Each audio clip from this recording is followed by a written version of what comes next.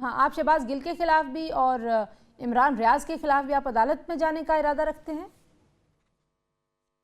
जी, 4 लोगों के खिलाफ रिट में परसों दायर करूंगा, जिसमें शहबाज गिल हैं, इमरान रियाज है, आदिल राज है और हैदर मेहदी। मैंने लेकिन हाँ, इसमें लेकिन ये यूट्यूब पे चारों भी लोग फरीक जिनका बनाया आपने हुआ जिक्र है। किया है, ये चारों इस तरह का तासुर देते हैं कि आप जितनी भी बातें करते हैं पीटीआई के लोगों के खिलाफ, उसके पीछे एस्टैब्लिशमेंट है। तो क्या वाकई आपकी कोई राहो रस्म, कोई राबता एस्टैब्लिशमेंट से है जब से ये पार्टी क्राइसिस आपका शुरू हुआ है?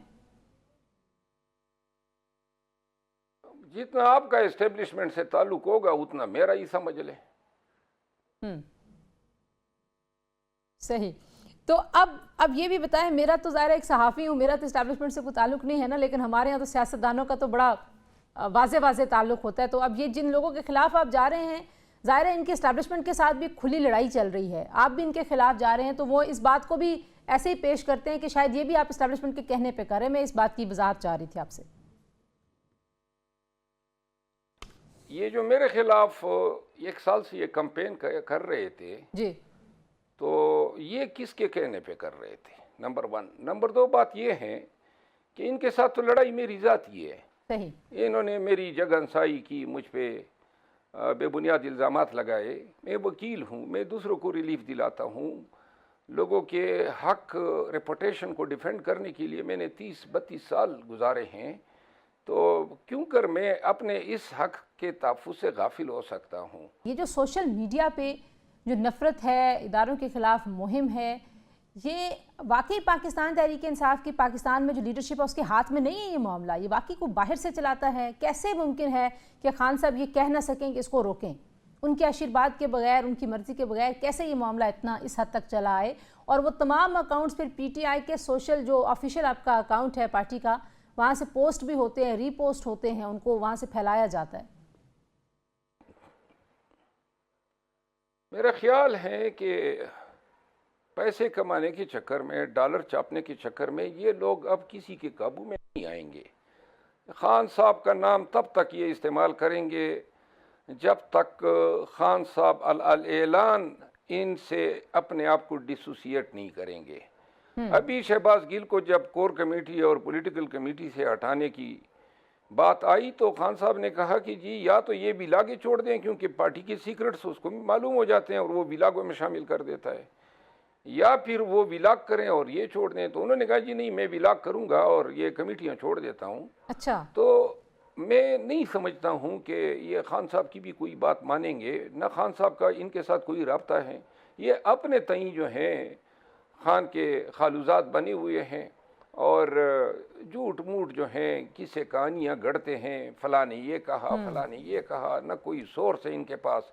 भाई ये जेल से जो लोग बाहर आ जाते हैं, किसी के साथ जान पहचान हुई तो फ़ोन लगा दिया, कोई एक आध बात मालूम हो गई तो जनाब उसको आगे पीछे साबे के लायक लगा। अच्छा, ये भी बता दें, आप भी वीलॉग शुरू कर रहे हैं, आपने ट्विटर पे ये कहा, तो क्या वो एक कुछ जवाब के लिए कोई वीलॉग होगा या आप बाकायदा वीलॉगिंग शुरू कर रहे हैं? नहीं, मैं विलागर तो नहीं हूँ बुनियादी तौर पे, लेकिन मैं 2-3 इश्यूज़ पे रेगुलरली बोलना चाहता हूँ। एक तो पाकिस्तान तहरीक इंसाफ की स्ट्रेटजी क्या होनी चाहिए, क्या गलतियाँ हुई और आइंदा के लिए क्या हमारे लाए अमल जो है मुनासिब होगा। इस पे मैं दलील के साथ, मंतिक के साथ जो है पीटीआई के वर्कर्स को एड्रेस करना चाहता हूँ। परवेज़ खट्टक साहब की काबीना में शमूलियत, एक कमेंट अगर एक जुमले में कर दें, किसको पैगाम है आपके ख्याल में? दोबारा कहिए, परवेज़ खट्टक साहब की शमूलियत के बारे में क्या सवाल है आपका? किसको पैगाम है? पीटीआई के लिए पैगाम है इस फैसले में कोई? मेरा ख्याल है कि मेरी दानिश में ये परवेज़ खट्टक साहब की ख्वाहिश थी, वो एकोमोडेट होना चाहता था। इलेक्शन से पहले उन्होंने जो है ये वादे वईद और उम्मीदें दिलाई थी कि जी पीटीआई का कला कमा करूँगा केपी में, वहाँ पे नाकाम हुआ, लेकिन उनके ताल्लुकात एस्टेब्लिशमेंट के साथ बदस्तूर कायम रहे और उन्हीं ताल्लुकात का फ़ायदा उठा के वो अब इस मौजूदा सियासी सेटअप में दोबारा कोशिश कर रहा है कि इमर्ज हो जाए, कोई अपनी वैल्यू बना सके। तो लिहाजा परवेज़ खट्टक साहब की आमद या नून के साथ कैबिनेट में इसका नजर आना जो है वो नून के लिए बहुत मायूब है।